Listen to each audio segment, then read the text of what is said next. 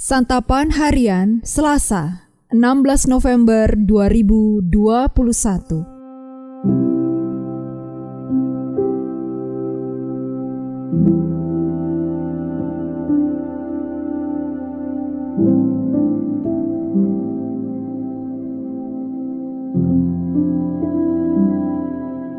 Inilah program Santapan Harian, sebuah program yang mengajak Anda menelusuri isi Alkitab, agar Anda menemukan makna firman Tuhan sesuai dengan konteksnya.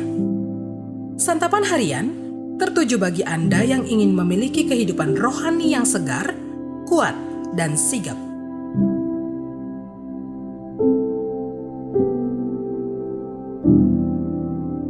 Hari ini kita akan membaca 1 Timotius pasalnya yang ketiga, ayatnya yang ke-8 hingga ayatnya yang ke-13.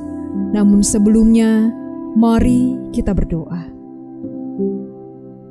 Singkapkanlah mata kami ya Kristus, supaya kami memandang keajaiban-keajaiban dari firman-Mu. Hancur jiwa kami karena rindu kepada firman-Mu setiap waktu. Karena inilah, saat ini kami bertelut, kami merendahkan diri dan hati ini untuk menerima firman-Mu. Berkata-katalah kepada kami ya Kristus, berfirmanlah bagi kami ya Kristus, karena kami rindu mendengarkan firman-Mu. Di dalam kasih-Mu Yesus, kami memohon. Amin. 1 Timotius 3 ayat 8-13.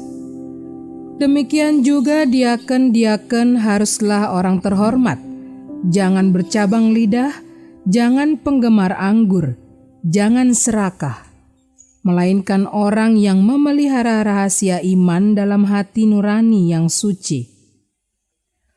Mereka juga harus diuji dahulu, baru ditetapkan dalam pelayanan itu setelah ternyata mereka tak bercacat.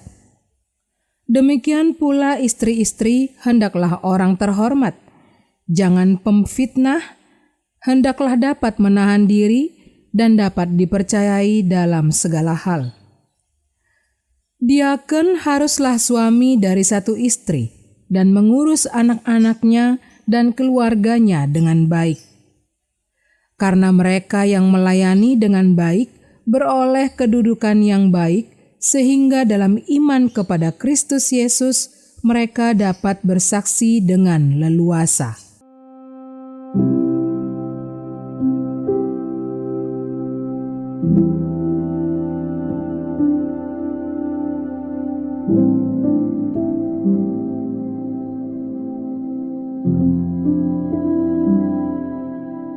Sahabat Santapan Harian, jika sebelumnya Paulus memberikan syarat untuk menjadi seorang pemimpin jemaat, selanjutnya dia juga memberikan syarat-syarat untuk menjadi seorang diaken.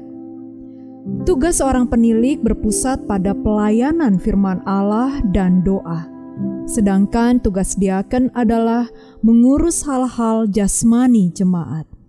Mereka akan bekerja di depan umum serta diberi kepercayaan yang sangat besar. Meskipun tugas penilik dan diaken berbeda, syarat untuk menjadi keduanya pada dasarnya adalah sama. Pertama, mengenai pribadi. Dia harus terhormat, yakni orang yang berwibawa. Dia bukan orang yang perkataannya tidak dapat dipercaya, suka mabuk, ataupun serakah. Hal ini berhubungan dengan tugas diaken, yakni mengelola keuangan gereja. Selain itu, dia harus menjaga keteguhan iman dalam kesucian hati, serta teruji sebagai orang tak bercacat. Kedua, mengenai hubungan dengan keluarga. Dia adalah suami dari satu istri, yang adalah orang terhormat dan dapat dipercaya. Dia juga dapat mengurus keluarganya dengan baik. Pada bagian akhir, Paulus memberikan semangat bahwa mereka yang memenuhinya dengan baik akan memperoleh kedudukan yang baik pula. Dan inilah yang mendukung pemberitaan Injil Kristus kepada semua orang. Jika kita melihat dengan seksama semua syarat tersebut, mungkin sebagian orang akan menganggapnya terlalu berat. Tetapi, fokus kita di sini bukan pada syarat-syarat itu, melainkan kepada Tuhan. Tentu kita menyadari bahwa pada dasarnya kita semua adalah orang berdosa yang tidak layak untuk menjadi pelayan Tuhan. Jika kita memandang pada diri sendiri saja, tentu kita tidak akan pernah sanggup. Akan tetapi, jika kita memandang kepada Tuhan, kita akan dilayakkan oleh karena anugerah-Nya. Semua syarat ini kita terima karena kita hendak bersaksi tentang kasih karunia Tuhan. Kita harus memiliki kehidupan yang baik, bukan sebatas supaya diri kita dipuji dan dihormati. Persyaratan yang ketat sekalipun akan kita ikuti dengan kerelaan sepenuhnya supaya kita sanggup memberitakan Injil kepada orang lain dan tidak sampai mempermalukan Tuhan yang kita layani. Mari kita berdoa. Betapa hati kami berterima kasih kepadamu ya Yesus. Engkau mengasihi kami. Engkau menyelamatkan kami, dan Engkau memiliki kami. Kini, segenap hidup, jiwa dan raga kami, bahkan semua harta kekayaan kami persembahkan hanya kepadamu. Terimalah ya Kristus persembahan kami, dan pakailah hidup kami sebagai alat-Mu, karena kami ingin melayani-Mu seumur hidup kami. Perkenankanlah kami ya Allah untuk melayani-Mu. Di dalam Kristus Yesus, inilah janji kami.